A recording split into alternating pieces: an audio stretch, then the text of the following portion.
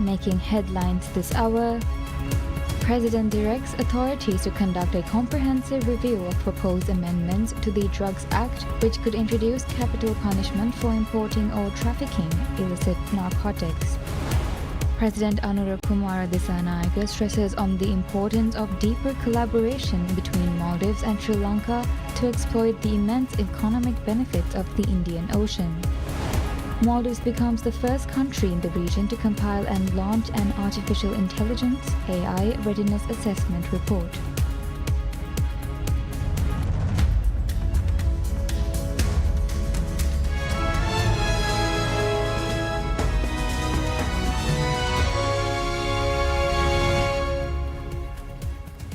Bismillahirrahmanirrahim. Assalamu alaikum and welcome to PSM News in English with me, Minha Maroof. President Dr. Mohammad Muizzu directs government authorities to conduct a comprehensive review of proposed amendments to the Drugs Act, which could introduce capital punishment for individuals convicted of importing or trafficking illicit narcotics. The directive forms part of the administration's escalating efforts to combat what it describes as a pervasive drug epidemic and to cultivate a drug-free generation. In a statement shared via social media, President Muizzu reaffirmed his government's commitment to protecting the population from the destructive impact of drug dependency. He stated, quote, "Safeguarding the Maldivian community from the pervasive drug epidemic and fostering a generation free from drug dependency constitutes one of this government's foremost objectives," unquote. The proposed legislation is now under parliamentary deliberation. It seeks to align domestic policy with measures observed in some other countries that permit capital punishment for drug-related crimes. At the heart of the president's proposal are stringent sentencing provisions that could include the death penalty for individuals found guilty of drug importation or trafficking offenses. These legislative changes are part of a broader strategy designed to curb narcotics-related harm across the nation. In addition to regulating new psychoactive substances, the bill outlined revised categories of drug offenses with corresponding penalties. It also introduced reforms to treatment programs and updates the operational framework of the drug court. In advance of legislative passage, the government has bolstered law enforcement capacity and introduced a national framework aimed at unifying rehabilitation services and supporting societal reintegration. As part of its enforcement approach, authorities are targeting the leadership of drug trafficking networks. Inspection systems for parcels arriving via air and postal routes are being reinforced. A container scanner is also said to be acquired to detect narcotics trafficked by sea, a measure intended to overcome long-standing operational constraints. President Anura Kumara Dissanayake has stressed on the importance of deeper collaboration between Maldives and Sri Lanka to exploit the immense economic benefits of the Indian Ocean. Before ending the three-day official visit to the Maldives, President Dissanayake on Wednesday attended the Sri Lanka-Maldives Business Council meeting. Speaking at the meeting, President Dissanayake highlighted the numerous policy shifts to steer Sri Lanka out of the economic crisis, which he insisted has paved the way for political stability and created a favorable environment for foreign investors. He further underscored tourism, fisheries, real estate and ICT as investment areas of enormous potential for Maldivian investors, adding that the Indian Ocean, rich in natural resources shared by the two countries, holds significant economic benefits for both nations. President Dissanayake also revealed efforts to draft a new legislation to offer more legal protection for foreign investors to complement ongoing efforts for economic recovery in Sri Lanka. During the meeting, the Minister of Economic Development and Trade, Mohammed Saeed, noted that the annual trade between Maldives and Sri Lanka is worth $162 million, which he said reflects the long-standing relationship and strong trade ties between the two countries. The minister also praised the steps taken by President Dissanayake for economic and fiscal reforms, adding that with these measures, Sri Lanka has proved to be a reliable partner for countries in the region. During the meeting, the Sri Lankan president responded to the concerns of Maldivian businessmen regarding the situation in Sri Lanka.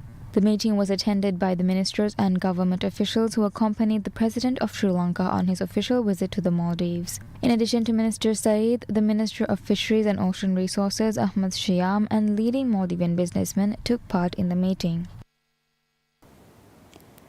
Maldives issues a forceful appeal for intensified international cooperation to end what it characterized as deliberate acts of genocide and worsening humanitarian conditions in Gaza. The statement was issued at a high-level United Nations conference convened to advance the two-state solution to the Israeli-Palestinian conflict. Representing the government, Dr. Ali Nasir Muhammad, a permanent representative of the Maldives to the United Nations, delivered the national statement with a call for renewed commitment to diplomacy and multilateral engagement. He underscored the urgent need for the international community to take decisive action to end the humanitarian crisis in Gaza and to support the realization of Palestinian statehood based on pre-1967 borders with East Jerusalem as its capital. His remarks also highlighted the critical role of humanitarian assistance. Ali Nasir stressed the need to maintain the operations of the United Nations Relief and Works Agency for Palestinian refugees in the Near East, UNRWA, describing its aid as essential to millions of displaced Palestinians. The Maldives added backs the Arab Reconstruction Plan, designed to support recovery and stability across the region. The conference, held from 28th to 30th July at UN headquarters in New York, was convened under the mandate of General Assembly resolution adopted on 3rd December 2024. Chaired jointly by the Ministers for Foreign Affairs of France and Saudi Arabia, the gathering resumed this month after a suspension in June, prompted by escalating tensions in the Middle East. Its agenda centers on advancing the implementation of long-standing UN resolutions related to the Palestinian question and the two-state framework. The urgency of the Maldives appeal was underscored by the deteriorating conditions on the ground. Israeli military operations in Gaza has intensified in recent weeks, with the Health Ministry reporting that the occupational forces have killed at least 60,138 Palestinians and injured more than 146,000 since the offensive began. The region is also contending with a growing hunger crisis compounded by infrastructure collapse and ongoing blockades. Since taking office, President Dr. Mohamed Moise has intensified the Maldives' diplomatic and legislative efforts in support of Palestine, marking a significant shift in the island nation's position on the Israeli-Palestinian conflict. This stance has led to a high-profile policy change, a legal amendment prohibiting entry to individuals holding Israeli passports. Maldives becomes the first country in the region to compile and launch an Artificial Intelligence (AI) Readiness Assessment Report.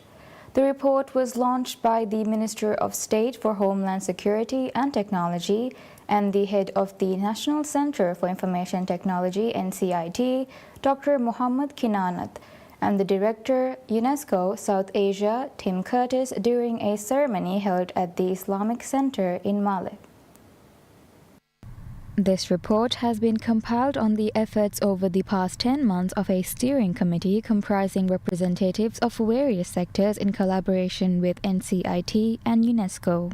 Speaking to PSM News on the report, Dr. Kinanat described the initiative as a major step forward in the field of technology for the Maldives, adding that it aligns with President Dr. Mohamed Moise's Maldives 2.0 vision.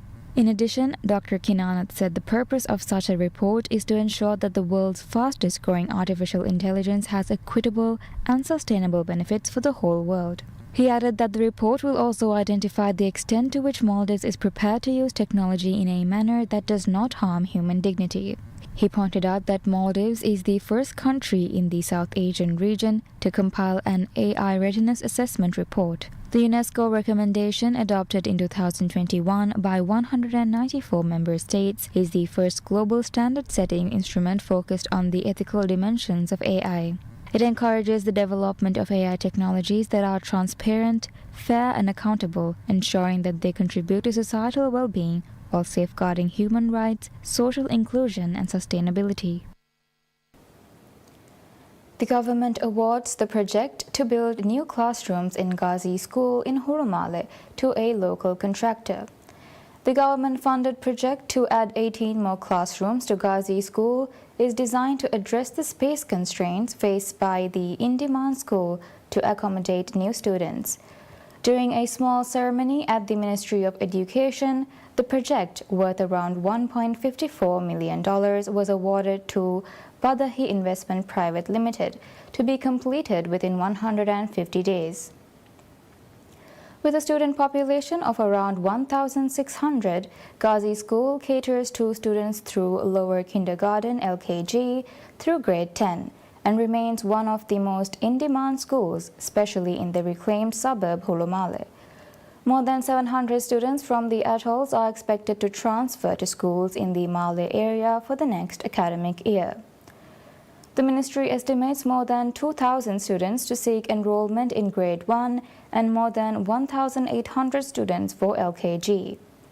In a bid to cater to the ever-increasing demand for placements, the government in December last year broke ground for a new school in Hurumale Phase 2.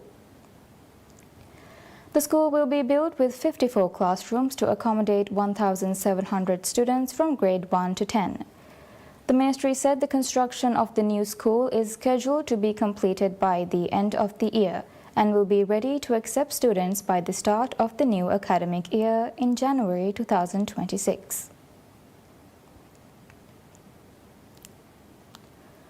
Government initiated the third phase of a comprehensive road construction initiative in Kurudu-Fushi City, issuing a contract worth $6.51 million to the state-owned Road Development Corporation (RDC). Executed under a design and build mandate, the project is intended to rehabilitate and modernize a long-neglected road network that has endured years of surface degradation and seasonal flooding. The contract was formalized on Wednesday through an agreement between the Ministry of Construction, Housing and Infrastructure and RDC. The work is expected to conclude within a 2-year time frame, with completion set for 730 days from the signing. Plans call for the resurfacing of 3.4 kilometers of road across the city, but the scope extends well beyond paving.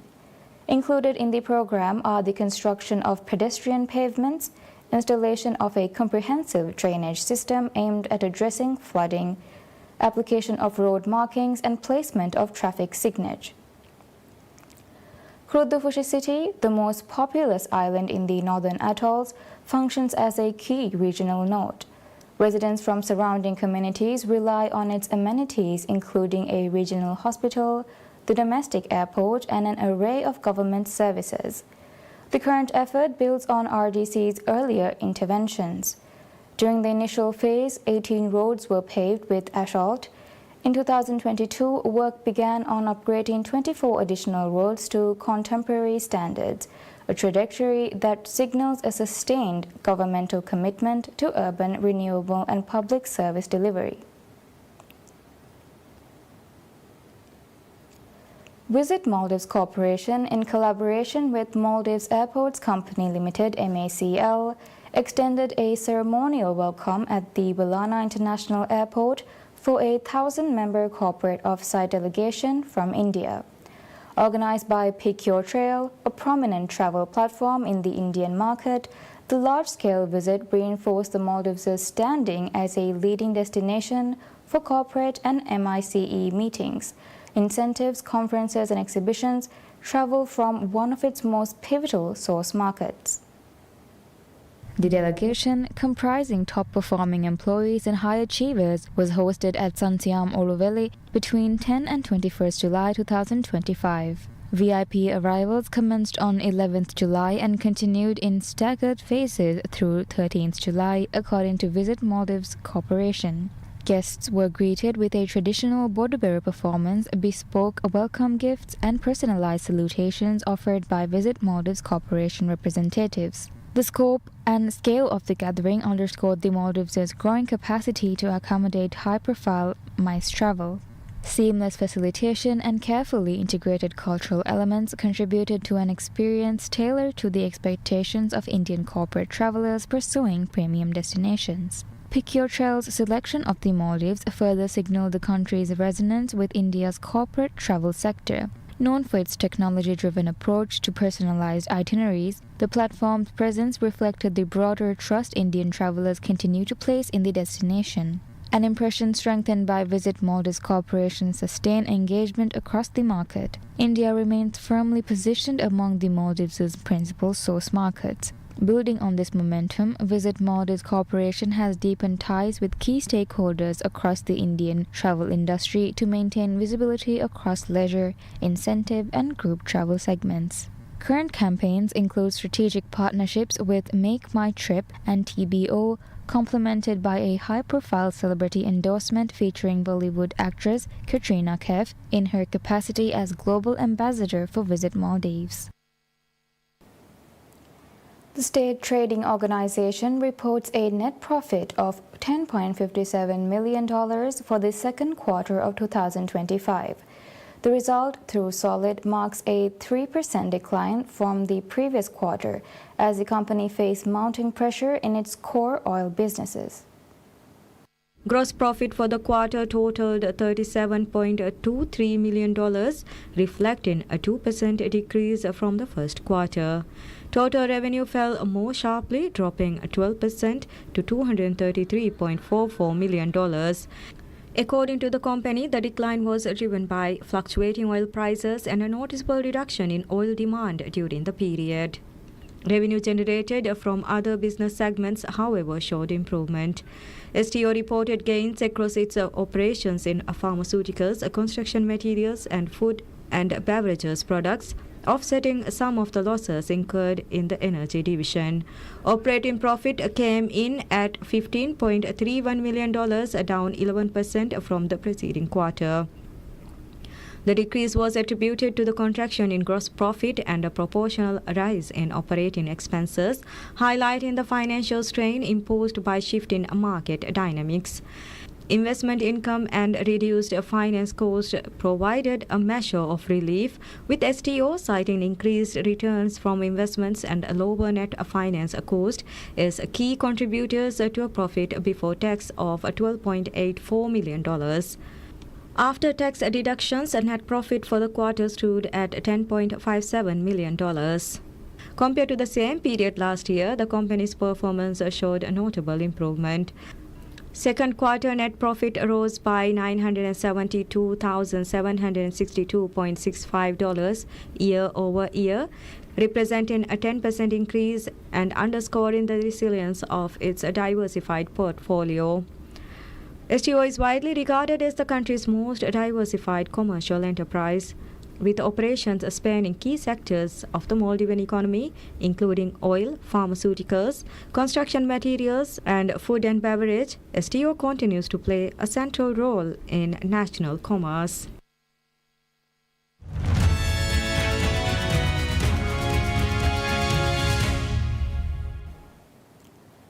Brazilian international law specialist Evandro Carvalho says Trump's trade policies on Brazil will force countries to diversify their trading partners.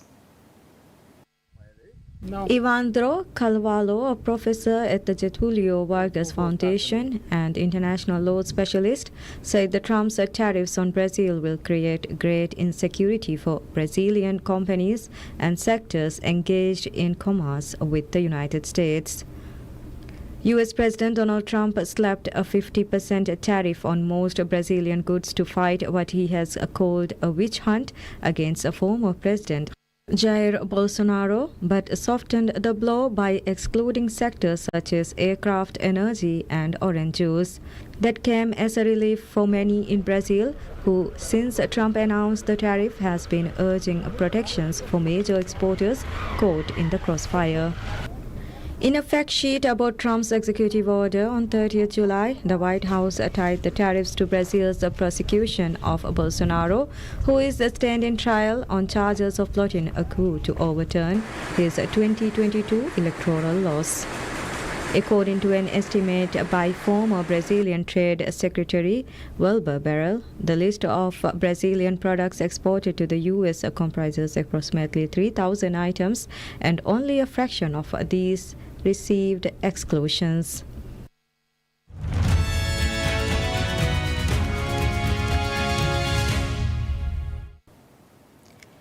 In a makeshift tent on a Gazan beach, 3-month-old Muntaha's grandmother strains some lentil soup or makes an herbal tea which she pours into the bottle to feed the infant, knowing it will cause her to cry in pain in a desperate race to keep the baby from starving. Her grandmother, Nima Hamuda, recalls what a doctor told her when she herself had young children. For the first 6 months, the child isn't allowed to taste any herbs, anything, anise, and even water is forbidden. Muntaha's family is one of many in Gaza facing dire choices to try to feed babies, especially those below the age of 6 months who cannot process solid food. Infant formula is scarce after a plummet in aid access to Gaza. Many women cannot breastfeed due to malnourishment, while other babies are separated from their mothers due to displacement, injury, or in Muntaha's case, death. Her family says the baby's mother was hit by a bullet while pregnant, gave birth prematurely while unconscious in intensive care, and died a few weeks later. The director of the Shifa hospital described such a case in a Facebook post on April 27th, 4 days after Muntaha was born. Muntaha now weighs about 3.5 kilograms, her family said, barely more than half of what a full-term baby her age would normally weigh. She suffers stomach problems like vomiting and diarrhea after feeding. Health officials, aid workers, and Gazan families told Reuters many families are feeding infants herbs and tea boiled in water or grinding up bread or sesame. Humanitarian agencies also reported cases of parents boiling leaves in water, eating animal feed, and grinding sand into flour. Feeding children solids too early can disrupt their nutrition, cause stomach problems, and risk choking, pediatric health experts say. We've heard a lot from the ground of mothers giving all sorts of things to their children. It's a desperate move to compensate for the lack of food. While mothers can't breastfeed or can't provide proper infant formula, they resort to everything from grinding chickpeas, bread, rice, anything that they can get their hands on to feed the children. Unfortunately, this means that the children don't really get the food and the nutrients that they need, but also risking their health because these elements and these supplies are not made for infants to feed on. Gaza's spiraling humanitarian crisis prompted the main World Hunger Monitoring Body on July 30th to say a worst-case scenario of a famine is unfolding and immediate action is needed to avoid widespread death. Images of emaciated Palestinian children have shocked the world. Gazan health authorities have reported more and more people dying from hunger-related causes. The total so far stands at 154, among them 89 children, most of whom died in the last few weeks. With the international furore over Gaza's ordeal growing, Israel announced steps over the weekend to ease aid access.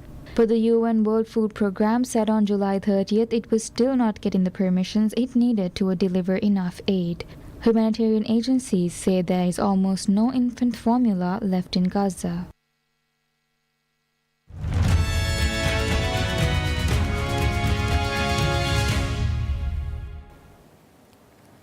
Court of Arbitration for Sport, CAS, confirms that a closed-door hearing in the case of Crystal Palace versus UEFA, Nottingham Forest, and Olympique Lyonnais will be held on August 8th.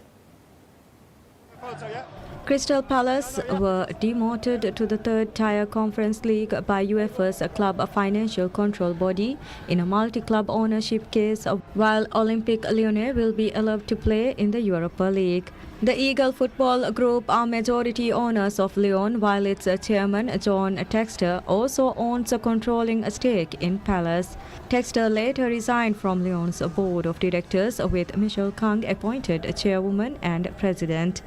The London club appealed the decision, with CAS now confirming it will hear the case next month. Nottingham Forest, who finished 7th in the Premier League, will replace Palace in the Europa League if their appeal fails. Palace had qualified for the Europa League by winning the FA Cup last season, while Lyon reached the competition by finishing 6th in League One. However, the French club were allowed to keep their place as they finished higher in their respective league. No ruling is expected on the day, but a decision is anticipated on August 11th.